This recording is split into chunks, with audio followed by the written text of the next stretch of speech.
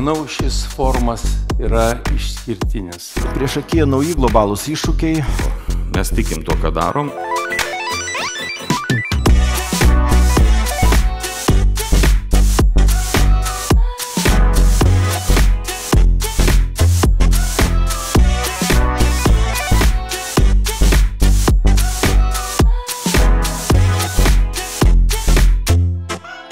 Man atrodo labai svarbu, kad mes taptume pirmiausia nepriklausomi. Valstybė turi galvoti ir apie talentus. Leidžia Lietuvai būti ten, kur šiuo metu mes esame.